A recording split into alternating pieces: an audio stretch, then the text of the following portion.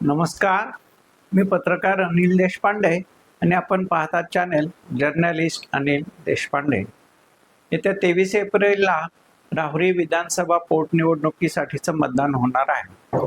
या निमित्तानं 7 उमेदवारांमधला निवडणूक प्रचार आता शिगेला पोहोचलेला आहे। पोटनिवडणूक ही तशी अपवादानंच होत असते। बरोबर 28 वर्षापूर्वी 1998ला राहुरी विधानसभा मतदारसंघामध्ये पोटनिवडणूक झाली होती आणि त्यानंतर त्या पोटनिवडणुकीत प्रथमच चंद्रशेखर कदम यांच्या रूपानं भारतीय जनता पक्षाचे आमदार अवघ्या 23 मतांना निवडून आले होते। पण या साखरपट्ट्यामध्ये निवडून येणारे ते भाजपचे पहिलेच आमदार होते। राहुरीमधनं भाजपचं प्रतिनिधित्व प्रथमतः करण्याची संधी राहुरी विधानसभा मतदारसंघात चंद्रशेखर कदम यांना मिळाली होती। ही पोटनिवडणूक मात्र त्यावेळी झालेली 2दा फेर मतमोजणी आणि मतमोजणीच्या वेळी खंडित झालेला वीज पुरवठा यामुळं आजही माध्यमांमध्ये चर्चेला आहे। आता त्यानंतर तब्बल 28 वर्षानं 2026 मध्ये ही पोटनिवडणूक होत आहे। यावेळेचे तत्कालीन विद्यमान आमदार शिवाजीराव कर्डिले यांच्या आकस्मिक निधनानंतर रिक्त झालेल्या जागेवर ही पोटनिवडणूक होत आहे आणि या पोटनिवडणुकीसाठी भारतीय जनता पक्षानं महायुतीचे उमेदवार म्हणून त्यांचे चिरंजीव पुत्र अक्षय शिवाजीराव कर्डिले यांना भारतीय जनता पक्षाची उमेदवारी दिलेली आहे। त्यांच्या विरोधात राष्ट्रवादी काँग्रेसचे शरदचंद्र पवार गटाचे माजी आमदार व माजी मंत्री प्राजक्त तनपुरे हे निवडणूक लढवण्याची शक्यता होती, परंतु भारतीय जनता पक्षानं केलेल्या व्यूहरचनेत ते उमेदवारी अर्जच भरणार नाही अशा प्रकारची खबरदारी घेतली गेली आहे। त्यामुळे ऐन वेळेस राष्ट्रवादी काँग्रेस शरदचंद्र पवार गटानं जिल्हा परिषदेचे माजी सदस्य गोविंद मोकाटे यांना त्यांच्या अक्षय कर्डिलेंच्या विरोधात रिंगणात उतरवलेला आहे। त्याचबरोबर वंचितनं संतोष चोळके यांना उमेदवारी दिली आहे। हे 3 अपक्ष याशिवाय 4 अपक्ष या निवडणूक रिंगणात आहे। त्यामध्ये शिवसेनेचे माजी जिल्हाध्यक्ष रावसाहेब पाटील खेवरे, अथर्व साहेबराव म्हसे, त्याचबरोबर महेश हापसे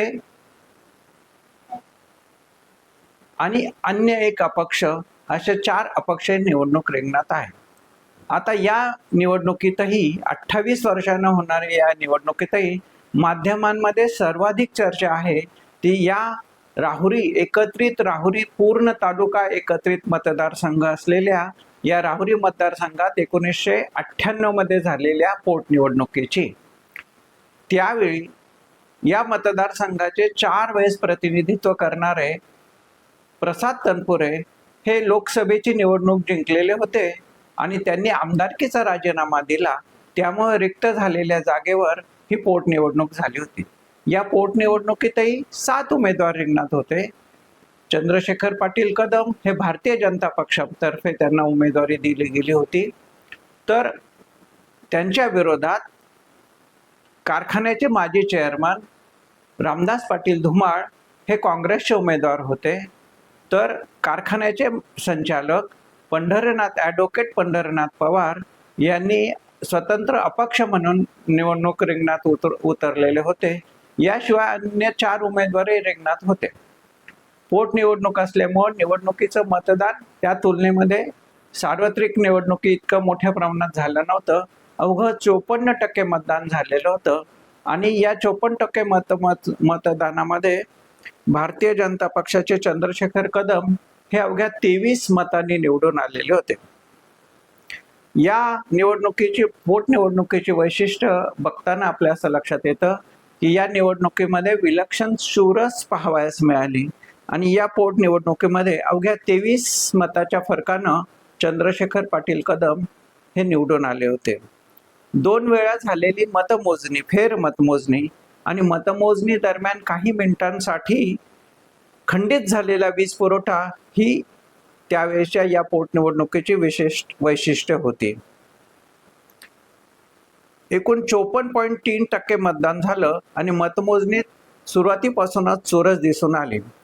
अंतिम फेरीमध्ये कदम हे 4 मतांनी पराभूत होण्याची शक्यता होती, तेव्हा त्यांनी फेरमतमोजणीची मागणी केली. मात्र त्याआधीच रामदास पाटील धुमाळ यांच्या समर्थकांनी ते विजयी झाले असे समजून निवडणुकीची विजयी उमेदवाराची निवडणूकही काढण्यास सुरुवात केलेली होती.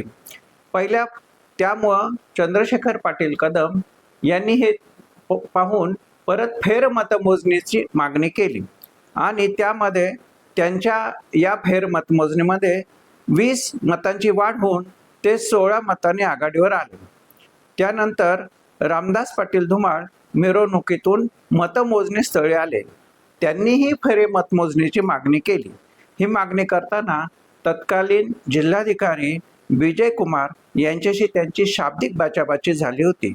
दुसऱ्या फेरमतमोजणीत कदम यांना आणखी 7 मते मिळाली आणि ते 23 मतांनी विजयी झाले. या प्रक्रियेदरम्यान काही मिनिटांसाठी वीज पुरवठा खंडित झालेला होता. मुळा प्रवरा वीज पुरवठा संस्थेचा हा वीज पुरवठा होता. खंडित वीज पुरवठ्यामुळं काही काळ गोंधळाचे वातावरण निर्माण झाले होते. तसेच सुमारे 4000 मतं सुरुवातीला बाद ठरवण्यात आली होती. भारतीय जनता पक्ष कार्यकर्त्यांच्या हरकतीनंतर काही मते पुन्हा मतमोजणीत घेतली गेली आणि त्याचा निकालावर परिणाम झाला. या निवडणुकीतल्या मतदानाची आकडेवारी पाहता 1,63,444 मतदार होते. त्यापैकी 88,829 मतदारांनी मतदानाचा हक्क बजावला. तर त्यावेळी भारतीय जनता पक्षाचे चंद्रशेखर कदम यांना 34,523 मतं मिळाली. तर रामदास पाटील धुमाळ यांना 34,500 मतं मिळाली. ॲडव्होकेट पंढरीनाथ पवार यांना 15,059 मते अशी तिसऱ्या क्रमांकाची मते मिळाली. या विजयामुळं साखर कारखानदारीच्या पट्ट्यातून निवडून येणारे भाजपचे पहिले आमदार म्हणून चंद्रशेखर कदम यांची नोंद झाली. त्यांना 13 महिन्याचा कालावधी मिळाला. त्यानंतर शिवसेना भाजप युतीचं सरकार पुन्हा विधानसभेच्या निवडणुकीमध्ये पुन्हा प्रसाद तनपुरे हे 5 वर्षासाठी आमदार म्हणून निवडून आले. त्यांनी चंद्रशेखर कदम यांचा 600 मतांनी पराभव केला. तर 2004 मध्ये चंद्रशेखर कदम यांनी तनपुरे यांच्यावर 10,000 मतांनी मात केली. 10,000 मताधिक्य अधिक मिळवत त्यांनी विजय मिळवला. या मतदारसंघात तनपुरे आणि कदम कुटुंबियांमधील राजकीय लढत ही या 2014, 19 आणि निवडणुकीत कायम पाहायला मिळाली. वयाच्या 60 वर्ष झाल्यानंतर आपण विधानसभेचीच काय कुठलीही निवडणूक लढवणार नाही असा शब्द त्यांनी आपल्या आईसाहेब आणि त्यावेळेचे भाजपचे दिग्गज नेते सूर्यभान पाटील वाढणे यांना दिला होता. आणि त्यामुळे पुढील लोकसभा निवडणुकीमध्ये भारतीय जनता पक्ष चंद्रशेखर पाटील कदम यांना लोकसभेसाठी उमेदवारी देणार होता. परंतु या आपल्या या वैयक्तिक निर्णयाशी ठाम राहत नम्रपणे चंद्रशेखर पाटील कदम यांनी ही लोकसभेची निवडणुकी लढवण्यास नकार दिला. या पोटनिवडणुकीतली ही चर्चा आजही माध्यमांमध्ये मोठ्या प्रमाणावर होत आहे. आता 2026च्या पोटनिवडणुकीमध्ये भारतीय जनता पक्षाचे शिवाजीराव कर्डिले जे 2 वेळेस निवडून आले होते, नंतरच्या निवडणुकीमध्ये या आधीच्या निवडणुकीमध्ये प्राजक्त तनपुरे यांनी शिवाजीराव कर्डिले यांचा पराभव केला होता. आणि 1924च्या विधानसभा निवडणुकीमध्ये पुन्हा या पराभवाची परतफेड शिवाजीराव कर्डिले यांनी केली आणि ते देखील परत आमदार म्हणून निवडून आले. मात्र अवघ्या वर्षभरामध्येच आजारपणामुळं त्यांचं आकस्मिक निधन झालं आणि त्यांच्या निधनामुळे रिक्त झालेल्या या जागेवर भारतीय जनता पक्षानं त्यांचे चिरंजीव अक्षय शिवाजीराव कर्डिले यांना उमेदवारी दिली आहे. महायुतीचे उमेदवार म्हणून त्यांचा निवडणूक प्रचार त्याच वेगानं होत आहे. त्याचबरोबर या मतदारसंघात त्यांचे मागील निवडणुकीतील शिवाजीराव कर्डिले यांचे प्रतिस्पर्धी प्राजक्त तनपुरे हे या निवडणुकीत रिंगणात येणार नाहीत याची काळजी सत्ताधारी भारतीय जनता पक्षानं घेतलेली आहे. आणि आता तीन पक्ष आणि 4 अपक्ष असे 7 उमेदवार या पोटनिवडणुकीच्या निमित्तानं त्यांच्या प्रचारानं वेग घेतलेला आहे. अक्षय कर्डिले यांची या निवडणुकीत मुख्य लढत ही राष्ट्रवादी काँग्रेस शरदचंद्र पवार गटाचे गोविंदराव मोकाटे यांच्याशी आहे. त्याचबरोबर वंचितचे संतोष सोळके यांनी पण त्यांच्यासमोर एक आव्हान उभं केलं आहे. आता 1998च्या निवडणुकीत अल्पशा 23 अशा मताधिक्यानं विजयी होणारे चंद्रशेखर कदम यांच्या रूपानं या मतदारसंघात प्रथमच भारतीय जनता पक्षाचं कमळ फुललेलं होतं. आता या 2026 मधील पोटनिवडणुकीमध्ये अक्षय शिवाजीराव कर्डिले पुन्हा या कमळ फुलवतात आणि ते किती मताधिक्यानं विजयी होतात की त्यांचे विरोधक त्यांच्यावर मात करतात याविषयी आता सध्या माध्यमांमध्ये मोठी चर्चा आहे.